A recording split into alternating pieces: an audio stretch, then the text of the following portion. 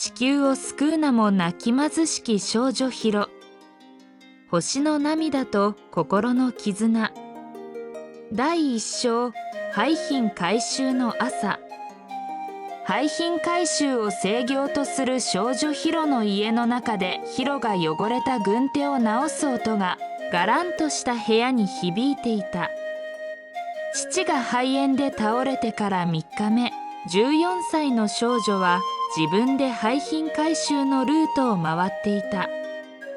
リュックサックには昨日スーパーの裏で拾ったパンの耳が5切れ、そのうち2切れは路地で出会った子猫にやるつもりだ。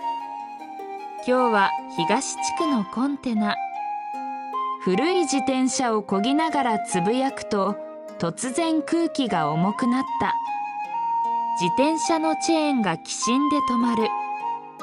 見上げた空はマゼンタ色に渦を巻き、耳をつんざく金属音が襲ってきた。ビルの谷間から現れた六角形の宇宙船が放つ光線は、触れたものを黒い灰に変えた。人々がパニックになる中、ヒロは転んだ老婆のショルダーバッグに目が留まる。中からこぼれ落ちたインコのケージ、羽を痛めたルリハインコが必死に暴れていた。待って、すぐ開けるから。瓦礫が降り注ぐ中、ヒロがケージの鍵を探していると、宇宙船底部からサーチライトのような光が彼女を捉えた。視界が真っ白になる瞬間、彼女はインコを胸に抱きしめた。大丈夫、きっとこれが地上で最後に発した言葉だった。ヒロは意識が遠のく直前、耳元で、この少女がこの星で最後の希望だ、という声を聞いた。第2章、命の庭園。意識が戻った時、ヒロは透明な水に浮かんでいた。天井から降り注ぐ無数の光の粒が彼女の擦り傷を優しく包む。立ち上がると足元に広がるのは虹色の苔の絨毯。壁面を伝う発光するツタがゆらゆらと呼吸のように明滅している。ようこそ星の子よ。角に花が咲いた黄金の鹿が現れた。その瞳には銀河が渦巻いていた。我々は2000年ごとに文明を審査する。大気汚染数値 82%、海洋プラスチック量97億トン。人類は抹消対象だ。ヒロが震える手でインコのケージを抱きしめると、鹿の角が柔らかに光った。空中に映し出されたのは、彼女が過去1年間に助けた生命たち。凍てつく路上で子猫を街灯に包んだ夜。釣り人が捨てた亀を川に返した夏の日。羽の折れたスズメに自作の添え木をした朝。だがお前には星の涙が宿っている。鹿が前足で床を叩くと水鏡が現れた。映ったヒロの胸に7つの光点が北斗七星の形で輝いている。傷ついた者たちを滑る力だ。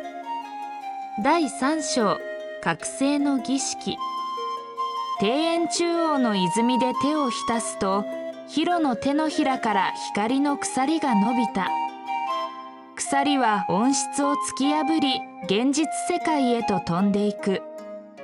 地下鉄トンネルで雨に濡れていた雑種犬、解体予定のペットショップの檻にいた三毛猫ミーシャ、動物実験施設から脱走した片耳のウサギルナウ鎖は彼らを優しく縛り、ヒロの元へ導いた。なんだよ、また人間か？ゴンと名乗る雑種犬が牙をむいた。首輪の跡がくっきり残る首筋を震わせている。お前らは俺を鎖でつないで。ヒロは静かに近づき、ゴンの方に残るやけどの跡に手をかざした。星の涙が輝き、二人の間に記憶の共有が起こるゴンが子犬の頃、火事で子供を助けようとして負傷し、その功績も忘れられて捨てられた過去。あなたは英雄だったのね。ヒロの方を伝う涙がゴンの毛を銀色に変えていく。三毛猫ミーシャの瞳に未来の戦いが映り、ウサギのルナの耳から宇宙船の周波数が聞こえ出す。モグラのジジが地中の鉱脈を感知し、亀のボンの甲羅に古代文字が浮かび上がった。名前を呼んで金色の鹿がささやく。真の契約を結ぶのだ。第4章、地下司令部。ハイアパートの地下室は、モグラのジジが掘ったトンネル網の中心点になった。壁一面に貼られた小鳥のピーが集めてきた空き箱の切れ端、ヒロが宇宙船の構造図を解読していると、ミーシャが突然背中を丸めた。北緯35度41分、明日の18時17分、主砲発射。三毛猫ミーシャの右目が真っ白になり、床に投影された映像が揺らめく。東京タワーを貫く紫色の光柱。地割れから噴き出すマグマ。逃げ惑う人々のシルエット。時間が足りない。亀のボンが甲羅を震わせて時計を表示する。残り23時間19分。地下60メートルまで掘るには、ジジの爪が3本脱落する計算だ。ウサギのルナが長い耳でヒロの涙を拭う。戦わなきゃいけないの、また誰かを傷つけて。ヒロは絵本の破れたページを広げた。母親が読んでくれた星の牧場の挿絵、狼と羊が同じ水飲み場で水を飲む絵。私ね、宇宙の人たちにもこの物語を見てほしいんだ。第5章、決戦前夜。排水管から滴る水をペットボトルに溜める音が響く。ヒロがインクのにじんだ手帳に作戦図を描いていると、野良犬ゴンが鼻先で腕を押した。おい、小娘。お前の心臓、ドクンドクン言ってるぞ。宇宙人だってきっと寂しいんだよ。ヒロが宇宙船の残骸から拾った金属片を見つめる。表面に刻まれた紋章、2匹の鹿が角を組み合うマークが、金色の鹿の紋章と瓜二つだった。突然警報が鳴り響く。小鳥のピーが必死に翼をパタつかせながら飛び込んでくる。敵の探査機、あと3分。モグラのジジが前足で地面を叩き、地下壕の構造図を浮かび上がらせる。右側の排水路からなら、だがモグラの子供たちが巣を作っている区域だ。迂回しよう。ヒロが即座に答える。誰も犠牲にしないのが私たちの戦い方でしょ。亀のボンの甲羅が青く光り、みんなの手が銃なる。時間の流れが蜂蜜のように遅くなり、探査機の赤外線スキャンがトンネルをすり抜けていく。第6章、天空決戦。ウサギのルナの背中にまたがったヒロがビルの壁面を駆け上がる。風を操る小鳥のピーが作り出す透明な階段を野良犬ゴンが雷の牙で守護する。主砲基部まであと500メートル。三毛猫ミーシャの叫びとともに無数のドローンが蜂の群れのように襲来する。モグラのジジの指示で地下鉄線路を爆発させ、敵の注意を分散させる。亀のボンの時間遅延フィールドが解除された瞬間、ヒロたちは宇宙船のコアへ突入する。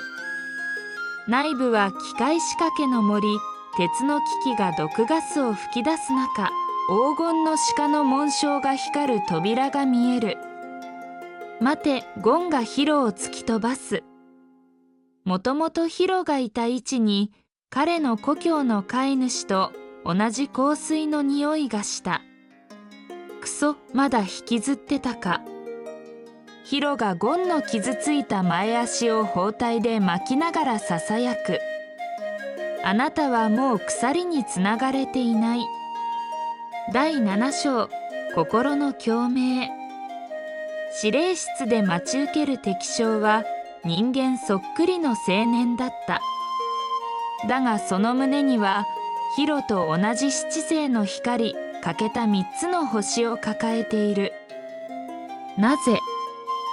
青年が放った光波をミーシャが予知でかわす。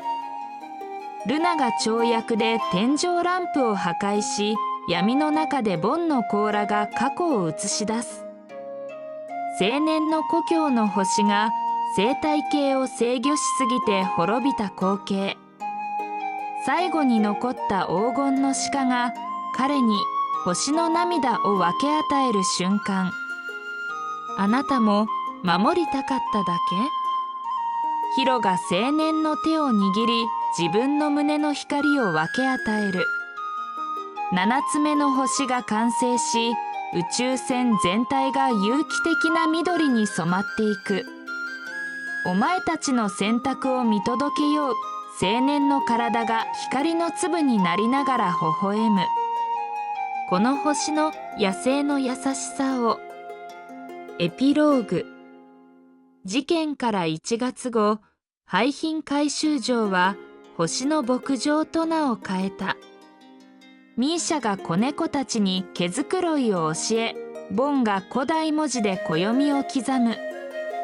ある新月の夜、ヒロがルナと見上げた星空に金色の鹿の星座が浮かんだ。本当の戦いは強制だ。風に乗って声が響く。お前の次の敵は人間自身かもしれん。ふと足元を見ると、宇宙船の紋章をつけた子猫がゴンの尻尾にじゃれていた。その瞳は青年と同じ星空色をしている。